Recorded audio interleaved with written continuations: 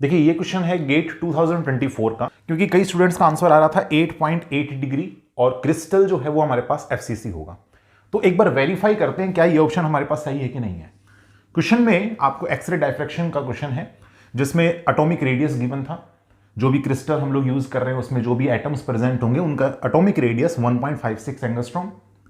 Reflection जो appear हो रहा है वो लोवेस्ट 2 थीटा वैल्यू के लिए हो रहा है। अब इसका क्या मीनिंग है इसका मैं आपको आगे चल के बताऊंगा। क्रिस्टल कैसा है? मोनो एटॉमिक क्यूबिक क्रिस्टल है, यानी कि ए, बी और सी ये हमारे पास में इक्वल होगा। और ये हमारे पास HKL प्लेन दे रखा है, तीनों वैल्यूज आप देख सकते हैं, ओड है। वेवलेंथ एक्सरे बीम जो इंसिडेंट करेगी क्रिस्टल के ऊपर उसका वेवलेंथ आपको गिवन है।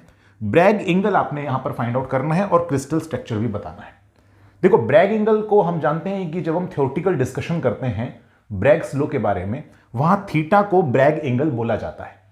बट यहां 2 थीटा को क्यों बोला गया? क्योंकि जो हम एक्सपेरिमेंटली डिटर्मिनेशन करते हैं उस समय पर 2 थीटा मेजरमेंट किया जाता है और वहां से थीटा फिर आप लोग कैलकुलेट करते हैं। 2 थीटा एक्सपेरिमेंटली डिटरमाइंड होता है, इसको आप एक्सपेरिमेंटली डिटरमाइन कर सकते हैं। और जब आप इंटेंसिटी का प्लॉट करेंगे तो इंटेंसिटी का प्लॉट भी जो होगा वो I वर्सेस 2 थीटा आप करेंगे, because this is experimentally determined. ये एक्सपेरिमेंटली डिटरमाइंड होता है। इस 2 थीटा की वैल्यू आप कैसे देखेंगे? तो देखो यहां पर हमारे पास में सबसे पहले तो प्लेन्स हैं, ठीक है। सपोज कीजिए हमारे पास एक प्लेन है, ये हमारे पास दूसरा प्लेन है। इसमें ये जो मैंने डॉट डॉट दिखाए हैं ये हमारे पास क्रिस्टल के एटम्स हैं जो कि अरेंज्ड होंगे। ये क्रिस्टल प्लेन्स के बीच का सेपरेशन DHKL से रिप्रेजेंट किया जाता है, which is known as interplanar spacing. यहां पर अगर कोई भी एक्सरे बीम आकर के स्ट्राइक करेगी, कोई भी एक्सरे बीम जिसकी वेवलेंथ हमारे पास लैम्डा है, तो फिर यहां से जो एक्सरे है वो डाइफ्रैक्ट होगी या रिफ्लेक्ट होगी। तो ये हमारे पास रिफ्लेक्टेड या फिर डाइफ्रैक्टेड बीम है एक्सरे की, ठीक है। और ये हमारे पास इंसिडेंट बीम है। तो इसको मैं थोड़ा आगे प्रोसीड कर देता हूं। आप इसको इंसिडेंट बीम भी बोल सकते हैं, इसको ट्रांसमिटेड बीम भी बोल सकते हैं। यहां पर ये जो आप एंगल देख रहे हैं, this angle and this angle, basically ये दोनों इक्वल होते हैं। This is theta because this is theta, ठीक है। ये हमारे पास थीटा है। तो ये जो टोटल आप एंगल देखेंगे, this total angle is 2 theta, ठीक है। तो पावर मेथड में आपने स्टडी किया होगा कि 2 थीटा का मेजरमेंट किया जाता है।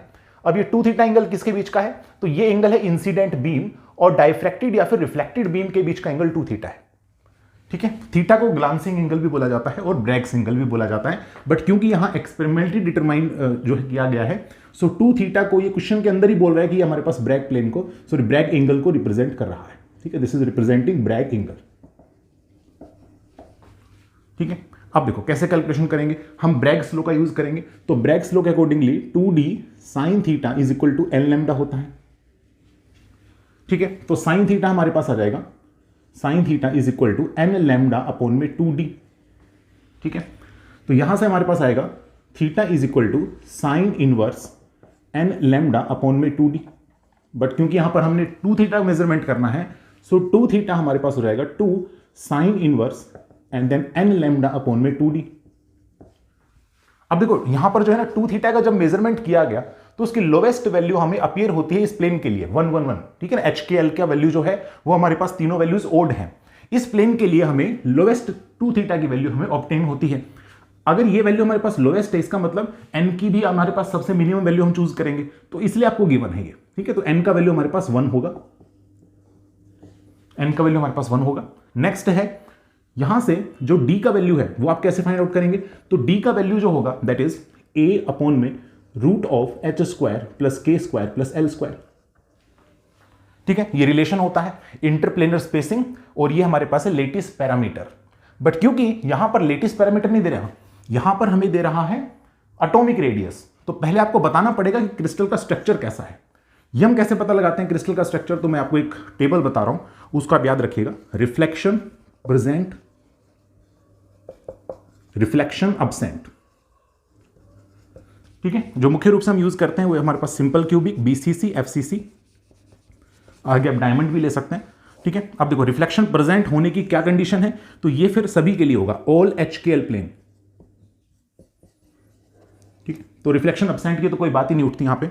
BCC की अगर हम बात करें तो यहां पर H plus K plus L, इन तीनों का जो सम होता है वो हमारे पास होना चाहिए यहां पर ओड, ठीक है। यहां पर हमारे पास यहां पर होना चाहिए हमारे पास इवन, यहां पर ओड होना चाहिए,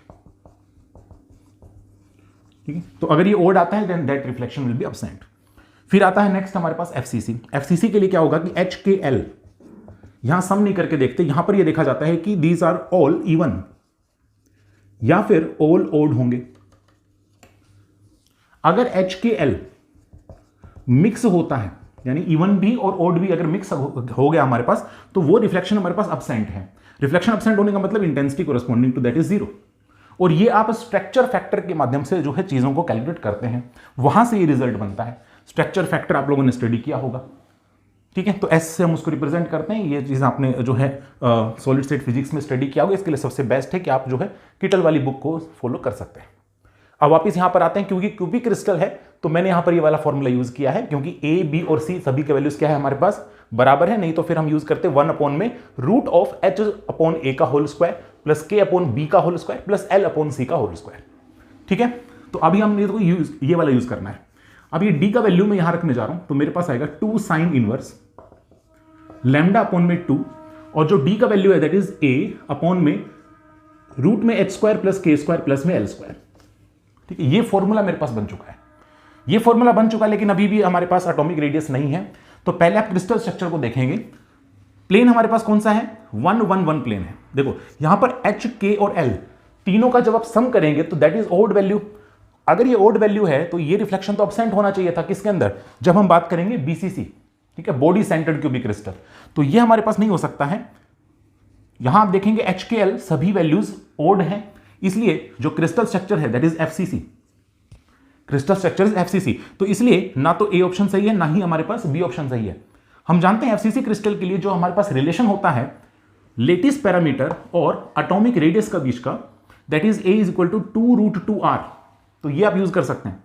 यहां पर अगर मैं वैल्यू पुट करता हूं तो मेरे पास आएगा 2 sin इनवर्स एंड देन λ/में, ठीक है, 2, चलो ए हम यहां से फाइंड आउट कर लेते हैं क्योंकि आर आपको गिवन है। सो 2 × 1.414 इंटू में आर का वैल्यू गिवन 1.56, ठीक है। इसको जब आप सोल्व करेंगे तो ये वैल्यू आपके पास आएगा लगभग 4.41 एंगस्ट्रॉम, 4.41 एंगस्ट्रॉम, एंगस्ट्रॉम में है इसलिए, ठीक है। तो यहां पर मैं सभी वैल्यूज को पुट कर रहा हूं। देखो लैम्डा का वैल्यू गिवन है 0.78 डिवाइडेड बाय 2 इंटू में 4.41, और यहां पर HKL सभी वैल्यूज 1 1 1 गिवन है, तो यहां हो जाएगा √3, और √3 को आप लिख सकते हैं 1.732, ठीक है। अब ये वैल्यू सोल्व आप खुद से करेंगे, मतलब ये वैल्यू आपके पास आएगी 2 sin inverse and 0.153 something like that, okay. और 0.153 sin इनवर्स, ये वैल्यू जब आप डिग्री में देखेंगे तो ये वैल्यू आपके पास आता है, ये वैल्यू आपके पास आता है यहां पर 8.8 डिग्रीज, ठीक है। तो अगर मैं दोनों को मल्टीप्लाई करूंगा तो 17.6 डिग्री, और FCC क्रिस्टल है। तो ऑप्शन नंबर डी जो है वो राइट दिया हुआ है गेट एग्जाम के अंदर जो है, यहां पर ये वैल्यू, ये आंसर बिल्कुल करेक्ट है। तो इस आंसर में आपने नहीं उलझना, क्योंकि हम वैसे तो थीटा को ब्रैग एंगल बोलते हैं, लेकिन जब 2 थीटा एक्सपेरिमेंटली मेजरमेंट किया जाता है तो वहां पर 2 थीटा को ब्रैग एंगल बोला जाता है। तो क्वेश्चन में ये कहा भी गया है, ठीक है। इसलिए हमारा जो करेक्ट ऑप्शन है that is option number D. तो होप ये आपको जो है इस क्वेश्चन का आंसर मिला होगा। अगर आपका फिर भी कोई और क्वेश्चन में गेट फिजिक्स के डाउटफुल लग रहा है, जो कि आंसर की से मिसमैच हो रहा है, तो फिर आप मुझे वो कमेंट सेक्शन के माध्यम से बता सकते हैं। उस पर भी हम सॉल्यूशन वीडियो अपलोड करने की कोशिश करेंगे।